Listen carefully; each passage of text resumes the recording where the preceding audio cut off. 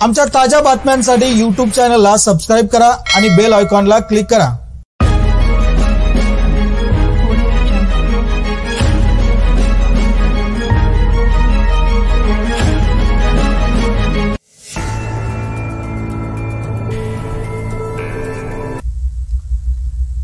इचलकरंजी नगर परिषदेमधील नगररचना योजना क्रमांक 1 व क्रमांक 2 मधील अडचणी संदर्भात चर्चा करून व्यवस्थित मार्ग काढू असे आश्वासन पुणे विभागाचे सहसंचालक अविनाश पाटील यांनी नगर परिषदेच्या शिष्टमंडळास दिले।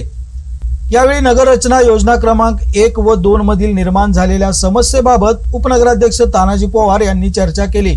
चर्चेत ताराराणीचे पक्षप्रतोद प्रकाश मोरबाळे, शाहू विकास आघाडीचे मदन कारंडे, जिल्हा अधीक्षक भूमी अभिलेख डॉक्टर वसंत निकम, मुख्याधिकारी संतोष खांडेकर, नगर भूमापन अधिकारी शशिकांत पाटील आदींनी सहभाग घेतला।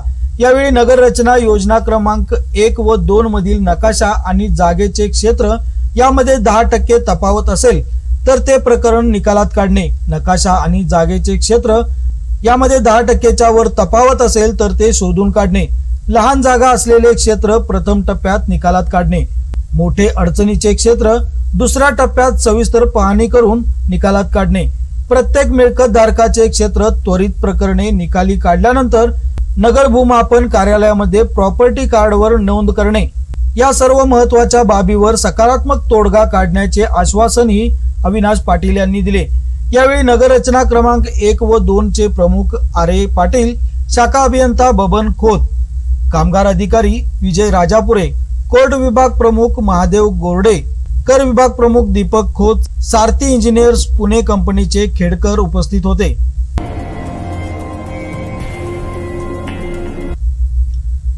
स्वच्छ सर्वेक्षण 2021 अंतर्गत इचलकरंजी शहरास नंबर 1 चे मानांकन मिळण्यासाठी वॉर्ड इन्स्पेक्टरनी आपल्या भागात आरोग्य अधिकारी यांनी केलेल्या सूचनांचे तंतोतंत पालन करावे असे आवाहन आरोग्य सभापती संजय केंगार यांनी केले। आज इचलकरंजी नगर परिषदेच्या वतीने पालिकेच्या वॉर्ड इन्स्पेक्टर व खासगी मक्तेदारांच्या सुपरवायझर यांची बैठक घेण्यात आली। सदर बैठकीप्रसंगी नवनिर्वाचित सभापती संजय केंगार बोलत होते। ते पुढे म्हणाले, कोणीही कामात कसूर करू नये, कुठे राजकीय दबाव किंवा नागरिकांचा त्रास झाल्यास आम्हाला सांगावे, आम्ही तुम्हाला सहकार्य करू। रजा सुट्टी मर्जीने घेऊ नये, आपल्या वेळेत आपल्याला दिलेले काम बजावावे।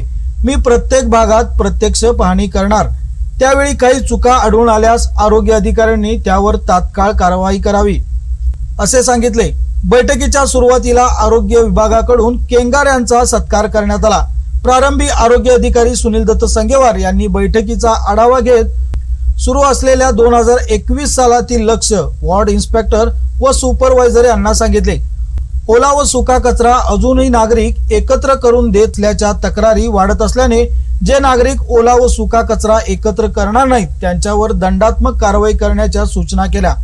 त्याचबरोबर सांगली रोड परिसरात अजूनही काही नागरिक उघड्यावर शौचास बसत आहेत, अशावर फौजदारी दाखल करा अशाही सक्त सूचना केल्या।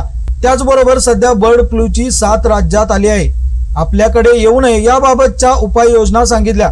चिकन विक्रेत्यांनी स्वच्छता राखावी, ज्या भागात बर्ड फ्लूची साथ आहे तेथून कोंबड्या खरेदी करू नयेत, विक्रेत्यांनी आणलेल्या कोंबड्या कोणत्या ठिकाणून आणल्या याची नोंद घ्यावी। त्याचबरोबर नागरिकांनी चिकन शिजवताना 50 डिग्री तापमानात शिजवल्याखेरीज खाऊ नये असा दर्शनी फलक विक्रेत्यांनी लावावा।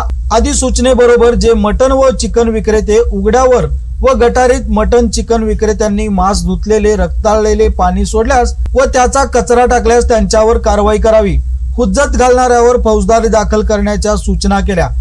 यावेळी मुख्य स्वच्छता निरीक्षक विजय पाटील, कार्यकारी स्वच्छता निरीक्षक विश्वास हेगडे, संतोष शेळके यांच्यासह 31 वार्डचे वॉर्ड इन्स्पेक्टर व खासगी मक्तेदारांचे सुपरवायझर उपस्थित होते।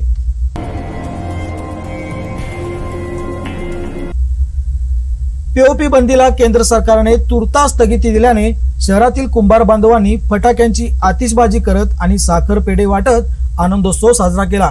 शासनाच्या या निर्णयाने कुंभार बांधवांची संक्रांत पूर्वसंध्येलाच गोड झाली।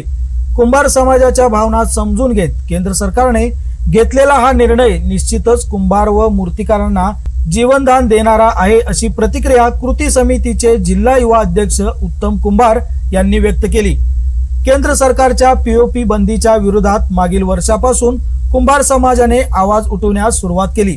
1 जानेवारी पासून पीओपी बंदीचा निर्णय केंद्र सरकारने घेतल्याने त्याविरुद्ध कुंभार बांधवात जागृती करत आक्रोश मोर्चा काढला। या आंदोलनाची दखल घेऊन केंद्रीय पर्यावरण मंत्री प्रकाश जावडेकर यांनी पीओपी बंदी निर्णयास तुर्तास स्थगिती दिली आहे। शासनाच्या या निर्णयामुळे कुंभार समाजात उत्साह निर्माण झाला असून येथील छत्रपती शिवाजी महाराज पुतळा चौकात फटाक्यांची आतिषबाजी आणि साखर पेढे वाटून जल्लोष केला। यावेळी पिंटू कुंभार, सुभाष कुंभार, रविकांत कुंभार, गोरख कुंभार, संजय कुंभार, सुनील कुंभार, संदीप कुंभार, बजरंग कुंभार, पूर्वेश भागिंदरे, दीपक पाटील, बाळासाहेब कुंभार, मनोज कुंभार, प्रकाश कुंभार, गणेश कुंभार, दीपक कुंभार यासह कुंभार बांधव उपस्थित होते।